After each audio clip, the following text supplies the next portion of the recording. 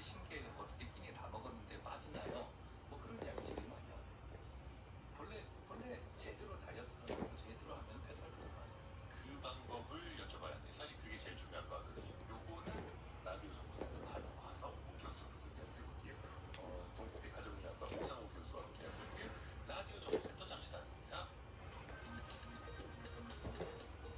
김민석 국무총리는 오늘 서울 남구로 새벽 인력 시장을 방문해 건설 근로자들의 고충을 청취하고 일자리를 많이 늘리는데 최선을 다하겠다고 말했습니다. 한국은행은 추석 연휴 기간 중 미국 연방정부의 일시적 업무 정지와 주요국의 재정 불안 등으로 국제 금융시장의 위험이 다소 높아졌다고 평가했습니다.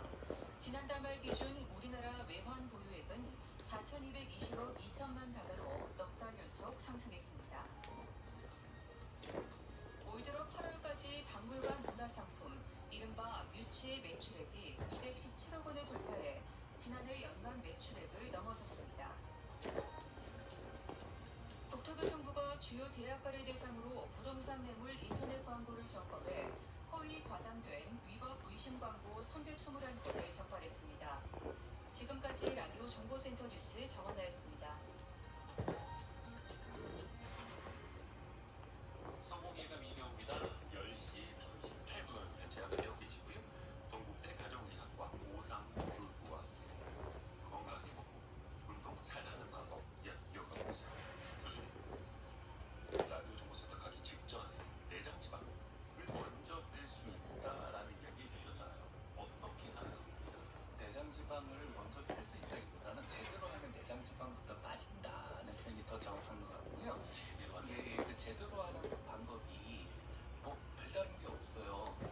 평소에 먹던 양을 조금씩 줄여서 먹되 끼니를 거르지 마시고요. 끼니는 그러지 말고 그 다음에 먹는 음식 속에 혈당을 빨리 높이는 음식. 그 다음에 방금 전에 말씀드렸던 기름이 많은 음식. 근데 기름 하면은 일반적으로 어떤 생각을 많이 하시냐면은 삼겹살 정도 돼야 기름이 많다고 생각하시는데 그게 아니라 방금 전에 말씀드렸던 음식을 먹을 때 참기름, 들기름 많이 쓴다든지 계란을 먹었을 때 그냥 삶은 계란 드시면 되는데 주로 후라이로 드신다든지 그런 눈에 안 보이는 기름도 많다는 걸 좀 아셔야 되고요. 그다음 밥 느끼고 뭐 드시면 되고요. 그다음 위가 3분의 2쯤 찼다 싶을 때 숟가락 놓아 버리시고 3분의 1. 예 그러면 위가 좀 쪼그라들어요. 어떠가요? 예, 그러면 한 일주일 지나면요. 그때는 미국이랑 같은 효과가 나오죠. 전에 좀 먹어요. 그 다음에 더 중요한 거는 규칙적인 운동을 반드시 좀 하셔야 됩니다. 근데 운동하면은 헬스장 가야 되고 무슨 한강변에 가서 운동해야 되고 그런 대단한 운동을 생각하시는데요. 그런 운동보다는 일상생활에 할 수 있는 운동이 굉장히 중요하고요. 그 다음에 요즘 또 비만의 최대의 적 중에 하나가 수면입니다. 이게 잠을 갖다가 한 7, 8시간 질 좋은 잠을 자면요. 되게 살이 원래 잘 빠지게 돼 있고 그거보다 더 중요한 게 하나 있는데요. 살 빠지는 과정이 스트레스가 되면 절대 안 빠집니다. 그러니까 살 빠지는 과정을 즐기셔야 돼요. 이 대목에서 우리 청취자분들이 공감을 하실지 모르겠습니다만 살 빼는 과정을 즐겨야 한다. 네. 야, 그 뭐든지 이제 즐길 수 있는 사람이면 거의 이제 천상계에 있는 분들이긴 한데 일단은 스트레스 받지 말고 앞에서도 처음에 해주신 말씀처럼 너무 전투적으로 하지 말아라는 얘기 다시 한번 또 보시고 봅니다. 그 규칙적인 운동 사실 이게 참 우리가 많이 들었던 이야기이긴 합니다. 네. 쉽지가 않아서 그렇죠. 네. 근데 뭐 한강변까지 갈 것도 없고 일상생활 속에서 할 수 있는 규칙적인 운동이라면 어떤 게 있을까요? 이게 방금 스트레스 말씀 주셨는데요. 네. 운동에 스트레스가 되면 잘 안 빠져요. 그래서 일주일 동안 어떤 분을 만난 적이 있는데 여러분이 강사셨어요. 네. 일주일 동안 엄청 운동하셨거든요. 예. 일주일에 이제 2끼 먹으면서 왜냐하면 에어로빅 하고 있는데 앞에서 수강생들이 본인을 쳐다보는데 마치 자기는 못 빼면서 하는 분을 쳐다보는 듯한 그걸 스트레스를 받으신 거예요. 그래서 밤에 잠도 안 주무시고 일주일에 2끼 먹고 정말 안 빠진다고 나타나셨어요.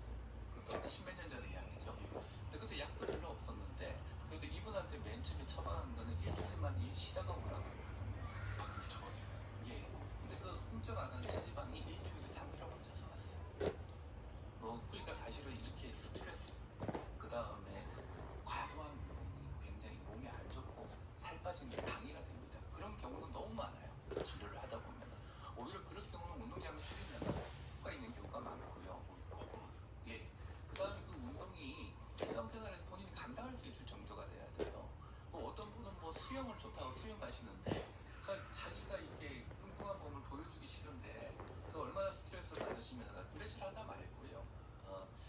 일상생활에 할 수 있는 운동이 뭐 있겠습니까? 계단 오르기도 괜찮고요, 스쿼트도 괜찮고, 그 지하철 타고 가서 안전과 전에서 내려서 빨리 걷기도 괜찮고. 근데 되도록이면 숨이 가빠야 돼요. 숨이 안 가쁘면은 그거는 이제 사실은 조금 과한 편을 안 하는 것보다 낫긴 하지만 과한 편을 들이자면 그게 노동이지 운동은 아니에요. 지방을 태워. 근데 숨이 찰 정도는 되어야 한다. 아까 안규영님이 슬로우 조깅. 요거 요즘에 유행한다고 하는데 슬로우 조깅은 진짜 효과가 있는 걸까요? 의문이에요. 이렇게 질문 주거든요. 근데 이게 천천히 걷는 거는요. 그 조깅을 할 때 어떤 분은 같은 조깅을 해도 숨이 가쁜 분이 계시고 어떤 분은 조깅을 해도 전혀 숨이 안 가쁘다면 이게 한 거 같지도 않은 분들이 계시잖아요. 이게 그 차이인 거예요.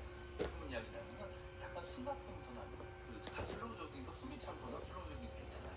살 뺄 때. 근데 조금 너무 좀 아닌 것 같아요. 그리고 숨도 별로 안 차. 그러면은 약간 더 빠른 그걸 하셔야지. 약간 숨이 찬 정도가 되셔야지. 숨이 안 찬 정도 되면 지방을 닿는 신호가 아니라고 보셔도 되는 것 같아요. 이게 그건 사람마다 다른 거예요. 사람마다 운동 능력이 다르죠. 그러니까 누구는 몇 킬로 뛰었네, 몇십 분 뛰었네. 거기에 맞출 필요 없이 예, 나의 상황, 내 몸에 맞게. 이 진행자께서 저와 같이 100m 달리기 했어요. 근데 100m 달리기 하는 진행자께서는 숨이 안 가쁜데 저는 숨이 가빠요. 교수님이 이기실 거예요. 근데 그렇게 되면은 저는 이제 유산소 운동을 하시면서 한 거고요. 진행자께서 안 하신 거죠. 다른 거예요. 사람마다 운동 능력은 다 달라요. 그래서 되도록이면 숨 가쁘다는 거는 산소가 필요하다는 이야기고, 산소가 필요하다는 거는 에너지를 많이 쓰고 있다는 이야기고, 에너지를 쓸 때 주로 이제 지방을 태울 때 에너지를 끊으려고 하면 산소는 반드시 필요합니다. 그게 지방이 타고 시도로 보시면 될 것 같아요. 근데 이제 슬로우 조깅을 해도 숨이 안 차면 운동 안 한 거냐? 가만히 앉아 있는 것보다는 낫죠. 그렇지만 효과도 좀 떨어지고 내장처럼 태우는 것도 좀 떨어진다. 나는 슬로우 조깅만 해도 숨이 차 라고 하는 분들한테는 그 운동도 적당하다고. 적당하죠. 근데 대신에 이제 좀 지나면 숨이 안 차실 거예요. 적응이 되니까 체력이 올라오고. 이게 체력이 올라가고 싶은데 기준도 조금씩 늘리셔야지. 그러니까 계속 평생 슬로우 조깅만 하라는 건 아니다. 요즘에 이렇게 러닝 크루라고 모여서 다니시는 분들이 있는데 그 사람들도 다 체력의 차이가 다를 거 아니에요. 네네. 그러니까 똑같이 달리는 게 꼭 좋은 것만은 아니에요. 그죠? 하는 게 좋은 건 아닌데 보통 그분들이 체력이 비슷한 분들이 모여 다니시죠. 그래도 뭐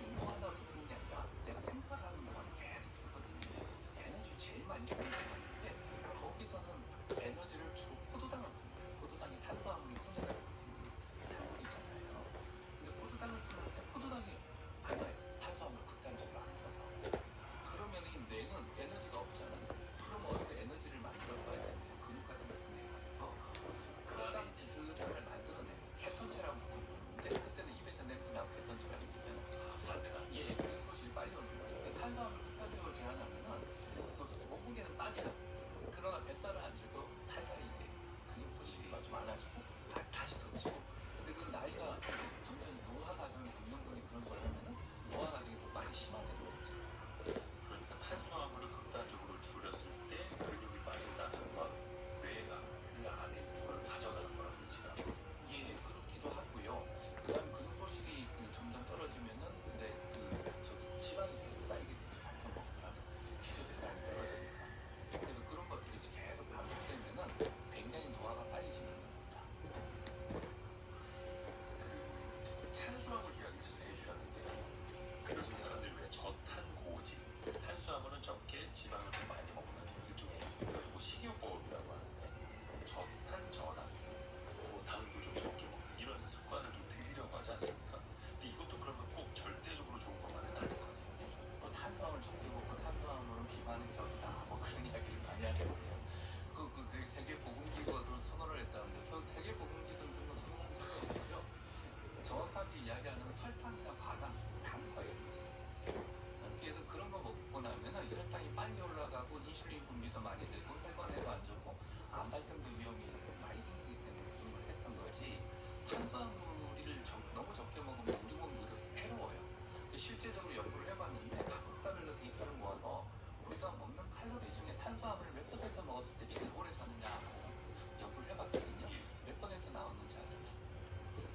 50%. 예. 먹는 칼로리 50% 먹는 사람이 제일 오래 살아요. 사망률이 낮은 먹는 기준이니까 먹는 양의 기준하고 좀 다르겠죠. 네, 그래서 중요한 건 뭐냐면 탄수화물 적절히 먹어야 근육 소실도 낮고 여러 가지 도움이 되는데 설탕이나 과당을 못 먹게 하는 이유는 혈당을 빨리 높여서 인슐린이 많이 분비되게 하고 당뇨나 심혈관 질환 유발해서 그런 거기 때문에 혈당을 천천히 올리는 게 뇌를 보호하고 내 몸을 보호하고 근육 소실을 막기 위해서는 먹는 칼로리 한 50% 정도를 혈당을 천천히 올리는 그런 탄수화물을 바꿔서 먹는 거예요. 혈당이 오르는 것 자체가 나쁜 게 아니라 빨리 오르는 게 나쁜 거지. 천천히 오르는 필요는 있다. 그러면 어느 정도 어떻게 먹어야 되는 거예요? 예를 들어서 우리가 쌀밥은 좀 줄여라, 국수라든지 밀가루는 좀 줄여라 이런 이야기들이 이제 통설처럼 우리가 받아들이고 있는데 평소 우리 식사를 하면 흰밥 기준으로 어느 정도를 먹어야 돼요? 흰밥보다는 작아야죠.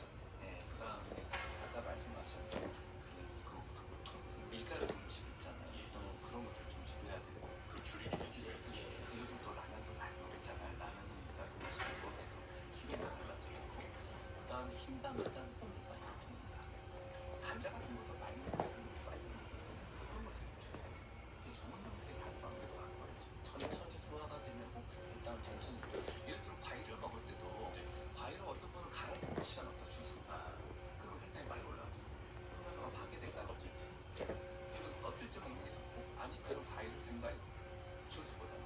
근데 더 그거는 뭐 즙으로 짜서 드시는 그건 그 여러 가지 성분으로 다 올라가는 이거 하죠. 그 좋은 탄수화물 섭취법이라는 건 어떻게 되는 걸까요? 방금 전에 말씀드렸던 흰쌀밥보다는 작고 적당히 섞어서 호밀밥. 그다음 섞어서 먹을 때는 어떤 분은 또 뭐 현미를 좋아하세요. 근데 현미 자체도 보면은 거기 파이테이트 성분이 있어요. 칼슘을 좀 빼는 거거든요.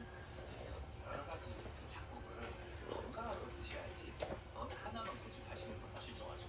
예, 어떤 데는 현미 넣고 어떤 뭐 콩 넣어서 드시든지 하여튼 종류별로 여러 개 섞어서 드시면 제일 현명하죠. 또다시 지금 쌀밥이나 탄수화물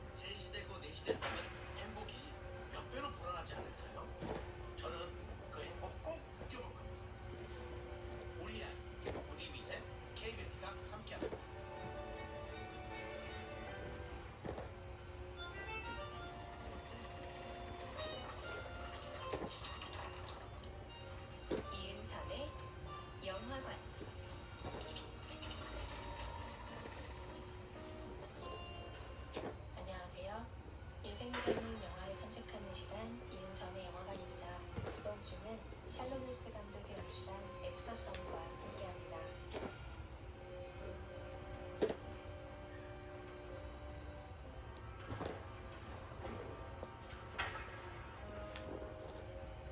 이 대목은 영화에서 가장 강렬하고도 인상적인 장면입니다. 춤추는 사람들 사이로 흐르는 곡은 퀸과 데이비드 보이가 함께 부른 언더 프레셔입니다. 캘럼과 소피의 얼굴이 번갈아 비춰지고 어느덧 캘럼에게 다가가 그를 꽉 껴안는 소피의 모습이 보입니다. 그리고 마침 터져나오듯 관객에게 쏟아지는 노래의 가사는 이전에 이 곡을 들었던 여느 때와 비교해 분명 다른 감흥을 선사하고 있습니다. 우리 자신에게 다시 한번 기회를 줄 순 없을까?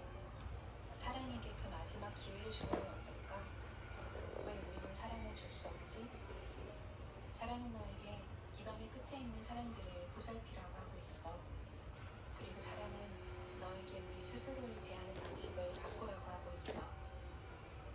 그때의 그와 비슷한 나이가 된 지금, 딸은 자신의 앞에서 고통스럽게 울며 무너지는 모습을 최선을 다해 감췄을 아빠의 마음을 여전히 알 수 없습니다.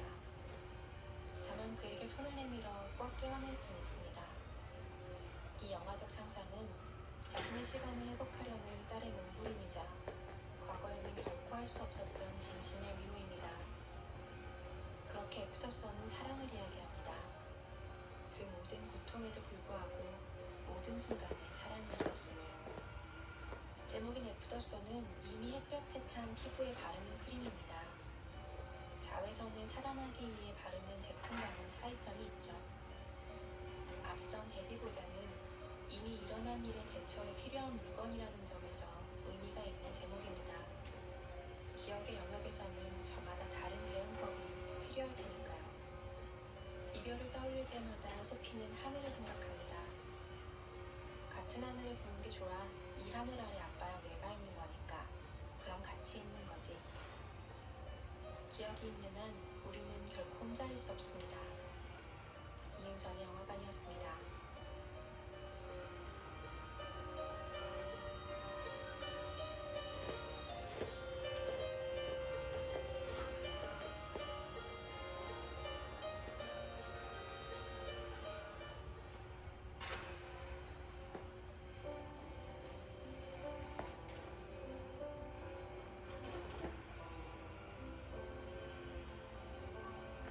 KBS 라디오 연중기획 희망충전 대한민국 659번째 이야기. 안녕하세요. 아나운서 유지원입니다. 8살 유준이는 요즘 누나의 책상을 자주 바라봅니다. 간단한 아데노이드 수술로 회복 중이던 누나. 그러나 퇴원을 앞두고 갑작스러운 과다 출혈이 생기며 심정지와 뇌 손상을 입었습니다. 그날 이후 누나는 침대에 누운 채 눈만 깜빡일 뿐 아무것도 할 수 없는 아기가 되버렸는데요. 함께 웃고 놀던 누나가 하루아침에 쓰러진 현실을 유준이는 아직도 믿을 수가 없습니다. 기약 없는 치료와 쌓여가는 의료비, 애타는 가족들의 마음까지. 훗날 심폐소생술을 잘하는 소방관이 되어 아픈 사람을 돕고 싶다는 유준이는 오늘도 누나의 손을 꼭 잡았습니다. 유준이 가족이 의지와 희망을 잃지 않도록 여러분의 마음을 보내주세요. 여러분의 따뜻한 손길이 희망의 빛이 됩니다. ARS 060-705-1580 060-705-1580 한 통화 3,000원으로 희망을 선물해주세요. KBS 라디오 연중기획 희망충전 대한민국은 초록우산 어린이재단, 인탑스 주식회사, 그리고 청취자 여러분과 함께합니다. ARS 060-705-1580 한 통화 3,000원입니다.